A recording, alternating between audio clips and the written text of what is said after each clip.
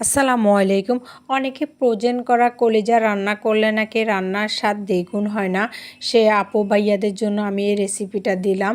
আস্তা যখন কলিজা বাজার থেকে কেটে নিয়ে আসবে তখন আপনারা ধুয়ে পরিষ্কার করে কেটে একসাথে বক্স অনুযায়ী রেখে দিবেন। যখন যতটুকু রান্না করবেন সেই হিসাবে আপনারা বক্সে করে করে রেখে দিবেন।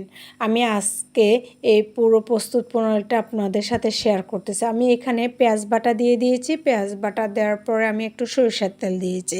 আপনারা চাইলে এই রান্নাতে সাদা তেলও ব্যবহার করতে পারেন।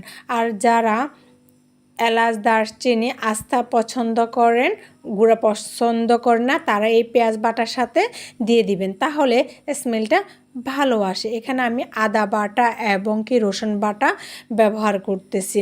এখানে আমি কোনোটাই কুচানো ব্যবহার করতেছি না, যেহেতু কলিজা সেহেতু কলিজাগুলো এমনিতে নরম, সেজন্য আমি সব মশলা বাটা ব্যবহার করতেছি। এই পর্যায়ে এসে আমি একটু স্বাদ অনুযায়ী লবণ দিয়ে দিচ্ছি। স্বাদ অনুযায়ী লবণ দিয়ে আমি আরেকটু কষিয়ে এরপর গুঁড়া মশলাগুলো দিব। আর আমার রেসিপিগুলো যদি আপনাদের ভালো লাগে তাহলে আমার ভিডিওতে একটি লাইক দিন। আর যে আপুদের ভালো লাগবে না তাহলেও তারা দেখতে থাকুন। দেখতে দেখতে যদি কখনও একসময় আমার ভিডিওটি আপনাদের ভালো লাগে তাহলে আমার চ্যানেলটিকে সাবস্ক্রাইব করবেন, লাইক দিবেন। আমি এখানে হলুদ গুঁড়ো, মরিচ গুঁড়ো, গরম মশলা গুঁড়ো এবং ধনিয়া গুঁড়া, জিরা গুঁড়া আমি একসাথে ভাঙিয়ে নিয়েছি, সেজন্য একসাথে দেখিয়ে দিচ্ছি, একটু দিয়ে দিচ্ছি মশলাটা। এখানে আমার ধনিয়া গুঁড়ো, জিরা গুঁড়ো একসাথে। এরপর আমি ভালো করে নাড়াচাড়া করে নিব, মশলাগুলো যেন তেলের সাথে এবং কি আদা রসুনের সাথে যেন ভালোভাবে মিক্স হয়। এবার আমি পরিমাণ অনুযায়ী পানি দিয়ে এই মশলাটা ভালো করে কষিয়ে নিব।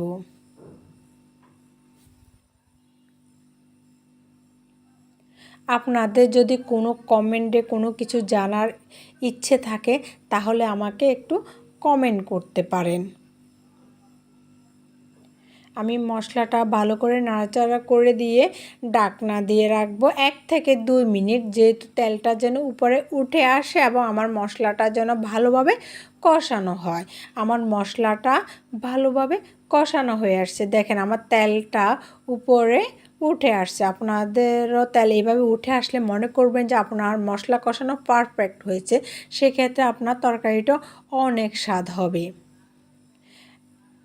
এখানে আমি কলিজাটা 5 মিনিট আগে ডিপ থেকে নামিয়ে রেখেছি।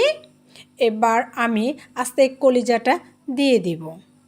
কলিজাটা দিয়ে আমি চুলার আঁচটা একদম মিট করে রাখবো এবং কি 5 থেকে 6 মিনিটের জন্য আমি অপেক্ষা করব। অপেক্ষা করার সাথে পরবর্তীতে এসে আমি আপনাদের সাথে আবার শেয়ার করতেছি। দেখেন আমি 3-4 মিনিট পরে এসে ঢাকনাটা উল্টিয়ে দেখতেছি যে আমার কলিজাটা থেকে বরফটা ছাড়তেছে কিনা। দেখছেন, দেখতে মনে হচ্ছে না আস্থা কলিজা বাজার থেকে কিনে নিয়ে আসছে। আমি একটু ভালো করে নাড়াচাড়া করে আবার ডেকে দিব। আমার এটা খুলতে আরও 2 থেকে 3 মিনিট লাগবে। দেখেছেন এগুলো আস্তে আস্তে খুলে যাচ্ছে।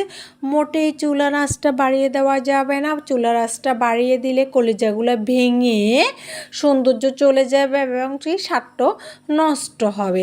আমি আরও 3 থেকে 4 মিনিট পরে আবার আসলাম, এসে আপনাদেরকে দেখতেছেন আমার নিজে নিজে খুলে গেছে এবং কি কলিজা থেকে যে পানি বের হয়ে আসছে। আমি ভালো করে নাড়াচাড়া করে দিচ্ছি। বোঝাই যাচ্ছে না এটা আমার ডিপে ফ্রোজেন করা ছিল, মনে হয়েছে বাজার থেকে এখন মাত্র কিনে নিয়ে আসছে। আপনারা বাসায় এভাবে একবার রান্না করবেন, দেখবেন আর বারবার বাজারে পাঠাবেন না, একসাথে নিয়ে এসে ডিপে এভাবে রেখে দিবেন। আমি 10 মিনিট পরে এসে আবার আপনাদেরকে দেখাচ্ছি আমার রান্না কমপ্লিট হয়ে গেছে। দেখেছেন একটা কলিজাও আমার ভাঙে নাই, সবে আস্থা আছে। আমি একটু লবণটা দেখে নিচ্ছি। লবণ দেখার পরে আমি একটু টমেটো সস দিয়ে দিচ্ছি। আপনাদের বাসায় যদি টমেটো থাকে তাহলে আপনারা একদম লাস্ট পর্যায়ে টমেটোটা দিয়ে দিবেন। আমার কাছে টমেটো ছিল না, সেই জন্য আমার টমেটো সস দিয়ে দিয়েছি আমি একটুখানি। আপনারা যারা একটু মিষ্টি ভাব পছন্দ করেন তারা চাইলে একটুখানি চিনিও ব্যবহার করতে পারেন।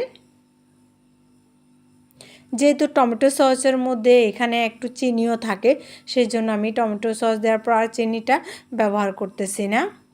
দেখেছেন কালার যেমন সুন্দর হয়েছে, খেতেও এটা অসাধারণ হয়েছে। আপনারা বাসায় প্লিজ একবার